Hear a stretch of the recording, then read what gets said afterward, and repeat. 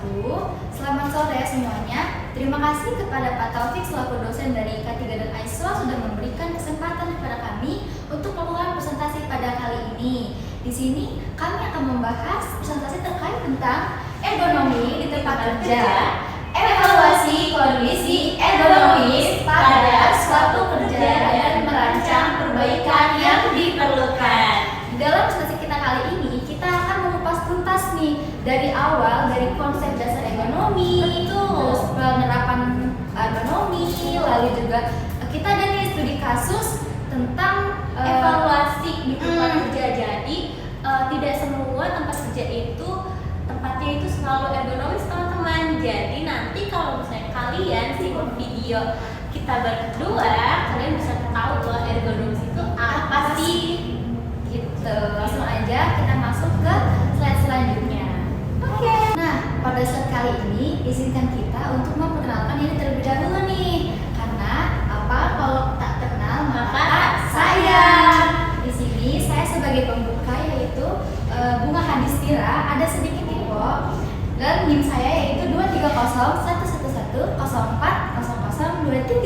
Dan saya Diva Fadila dengan NIM 230111411. Oke, lanjut aja, kita langsung masuk ke slide selanjutnya, pembahasan. Oke, kita langsung masuk ke bab 1 itu latar belakang. Di sini ada pengertian ergonomi, namun saya akan sederhanakan lagi, yaitu ergonomi secara sederhana itu adalah sebuah ilmu untuk menyesuaikan antara manusia dengan alat kerja dan juga dengan lingkungan. Agar apa? Agar lingkungan kerja kita tuh aman, nyaman, serta produktif. Jadi nggak cuma alat kerjanya doang nih yang penting, tetapi bagaimana manusia itu juga bisa berinteraksi secara baik dengan alat kerja serta lingkungan-lingkungannya juga.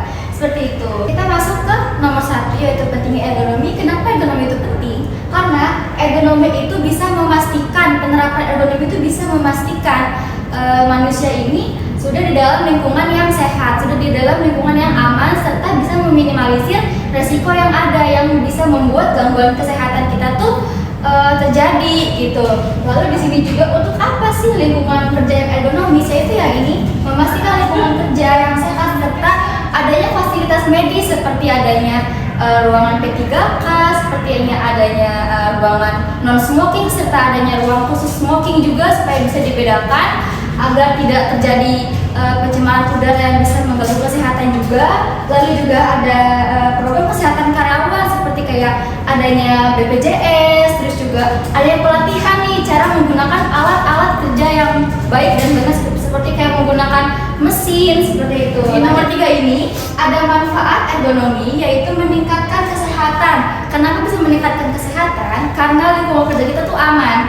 Lingkungan kerja kita tuh aman, nyaman. Lalu juga sih kita bisa meningkatkan semangat. Nah, hal ini sangat berdampak kepada semangat kita, kepada motivasi kita untuk bekerja. Ini juga ada produktivitas karyawan. Kenapa bisa meningkatkan produktivitas karyawan? Karena seorang karyawan juga bisa merasa lebih nyaman karena tidak adanya gangguan kesehatan yang mereka miliki. Seperti itu. Dan di sini juga ada mendukung pencapaian target perusahaan. Karena produktivitas makin meningkat, itu akan mendukung kinerja karyawan untuk mencapai suatu target perusahaan. Sehingga keuntungan dari penerapan ergonomis ini nggak cuma untuk karyawan saja, tetapi juga untuk perusahaan itu sendiri juga. Slide selanjutnya. Nah, di slide selanjutnya itu ada tujuan. Tujuan evaluasi ergonomi ini adalah menggambarkan bagaimana kondisi kerja yang ada di suatu perusahaan itu.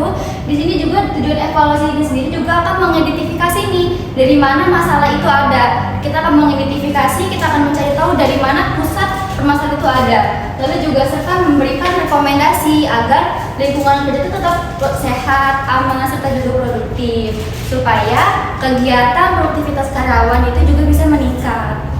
Lalu di sini kita ada terdapat nih 2 permasalahan yang kita temui di perusahaan yang sudah kita evaluasi. Di sini ada masalah pertama itu kondisi kerja belum sepenuhnya ergonomis, termasuk dengan postur kerja yang salah itu akan membuat kita jadi skioskalosis, itu bengkok begitu. Lalu juga ada fasilitas kerja yang kurang, lalu juga tata ruang yang kurang mendukung sehingga itu akan menyebabkan turunnya konsentrasi kerja karyawan. Lalu ada masalah kedua yaitu ada potensi risiko kesehatan dan produktivitas seperti adanya kelelahan, lalu juga nyeri otot, menurun menurunnya konsentrasi dan motivasi kerja. Jadi ini adalah masalahnya, serta ini adalah resiko yang kita hadapi jika penerapan ergonomis itu kurang baik. Slide selanjutnya.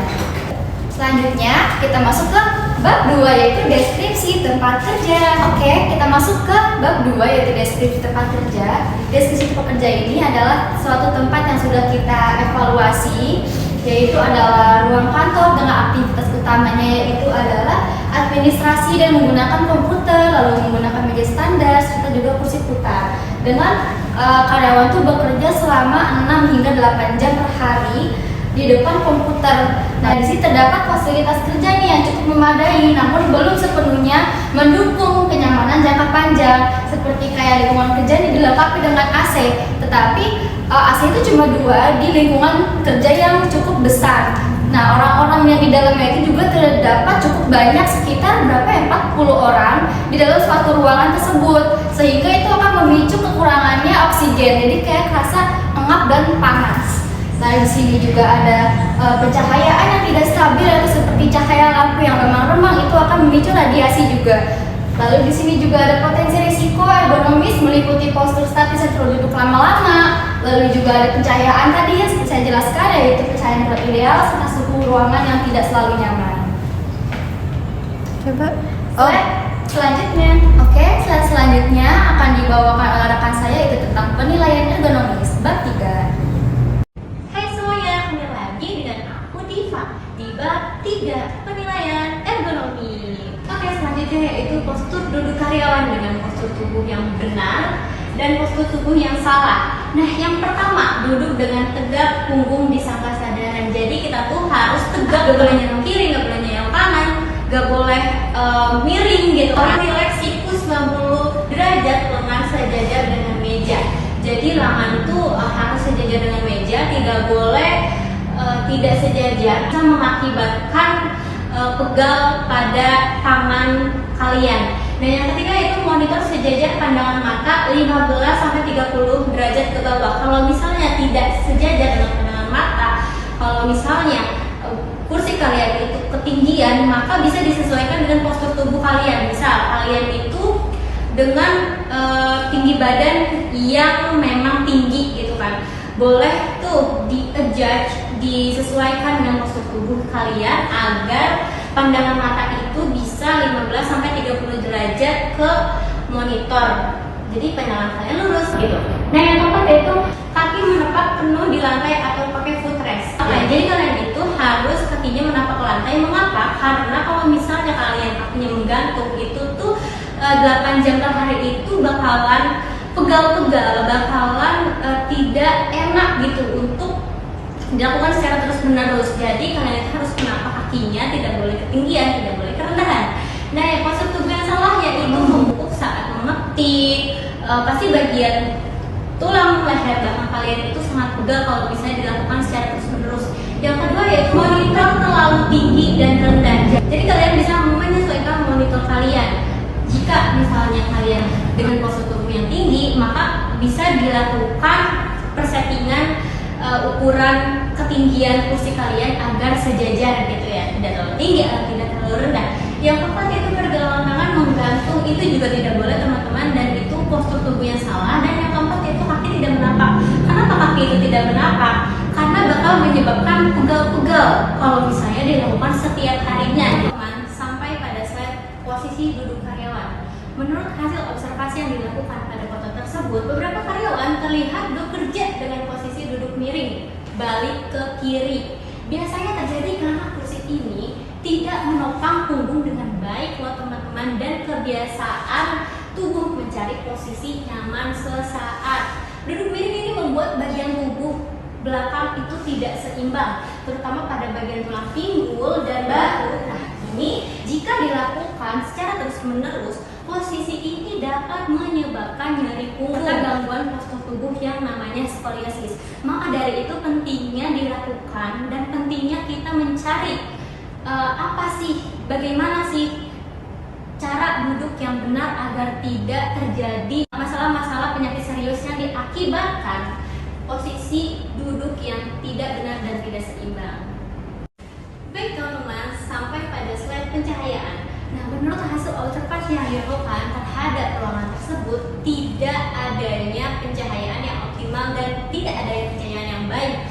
Nah, akibatnya kenapa? Hilangnya konsentrasi akibat penurunan pencahayaan, terus kinerja karyawan juga tidak seimbang, tidak optimal, dan mengakibatkan penurunnya penglihatan pada karyawan tersebut. Bagaimana sih pencahayaan yang baik dan pencahayaan yang ergonomis itu?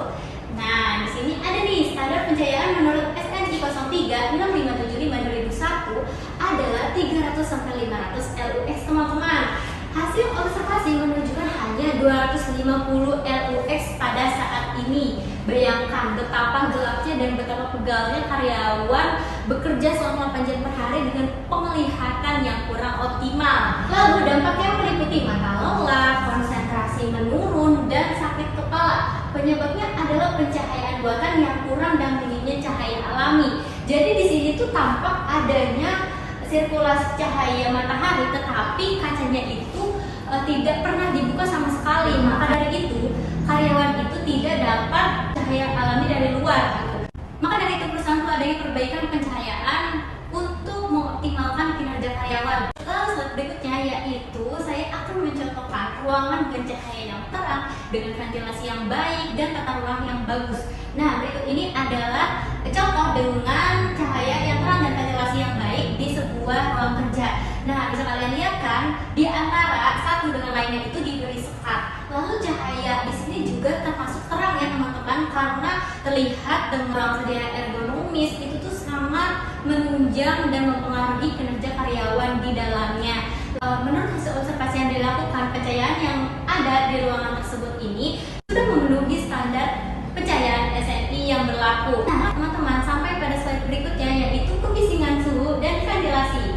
Yang pertama yaitu kebisingan. Nah, menurut hasil observasi yang dilakukan terhadap ruangan tersebut, bahwasanya suara printer, suara percakapan, dan suara telepon dapat mengganggu fokus karyawan. Mengapa? Karena letak printer yang salah terhadap ruangan yang cukup besar dan cukup banyak karyawannya. Menurut saya, saran yang dilakukan terhadap tata letak printer ini dapat diletakkan di area luar ruangan agar tidak mengganggu fokus kinerja karyawan di dalamnya terhadap kebisingan yang ada. Menurut hasil observasi yang dilakukan terhadap suhu yang ada di ruangan tersebut, yaitu cukup panas teman-teman, sekitar 29 derajat Celcius. Tetapi itu hanya mengandalkan AC 3 dengan kapasitas ruangan yang cukup besar, tetapi hanya mengandalkan AC 3 dan itu pun AC-nya tidak AC sentral, tidak merata, itu dapat mengganggu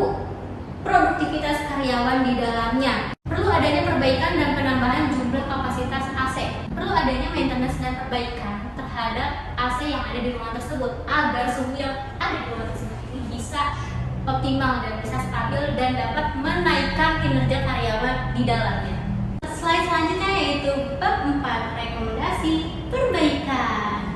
Nah, lalu slide selanjutnya yaitu saran perbaikan ergonomis. Terdapat 4 poin penting nih teman-teman, yaitu postur tubuh, yang kedua pencahayaan, yang ketiga kebisingan, dan keempat yaitu suhu. Pertama, saya akan menjelaskan postur kerja terlebih dahulu nih. Yang pertama yaitu perbaiki postur duduk dengan tegak, dengan duduk yang ergonomis agar tidak terjadinya penyakit-penyakit yang timbul akibat duduk yang kurang ergonomis. Yang kedua yaitu sesuaikan tinggi monitor agar sejajar dengan pandangan mata.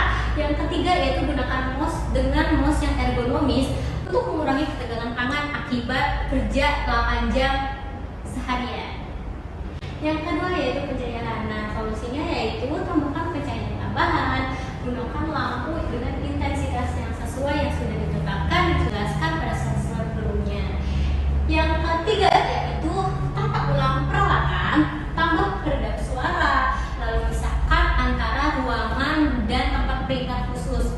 Kalau misalnya ruangan tersebut itu orang-orangnya itu cukup banyak dengan kapasitas ruangan cukup besar dengan kebisingan yang timbul cukup banyak, lalu menurut saya dengan memindahkan dan menetapkan posisi printer di luar ruangan itu tuh lebih ergonomis untuk suara kebisingan tersebut.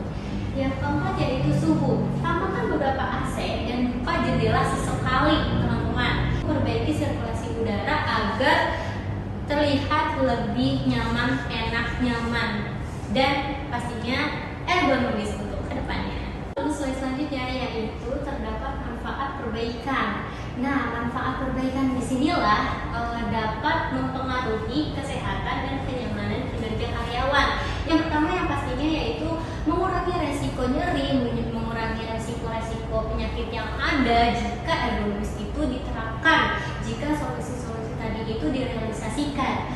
Nah, di sini kita sudah capai di bab paling terakhir yaitu kesimpulan. Hasil evaluasi ini menunjukkan bahwa kondisi ergonomis di ruang kerja itu masih belum sesuai standar, terutama pada pencahayaan, kebisingan, serta suhu dan ventilasi. Hal ini dapat menimbulkan banyak resiko ya, dan terutama dari resiko kesehatan dan juga dapat menurunkan produktivitas kinerja karyawan juga. Dengan menerapkan perbaikan ergonomis ini pada fasilitas dan lingkungan kerja, perusahaan dapat menciptakan suasana kerja yang lebih nyaman, aman, dan mendukung peningkatan kinerja serta efisien operasional perusahaan. Oke, di sini kita sudah masuk ke paling terakhir yaitu bagian penutup. Di sini kita mengucapkan banyak-banyak terima kasih kepada kalian yang sudah menonton video kita sampai akhir.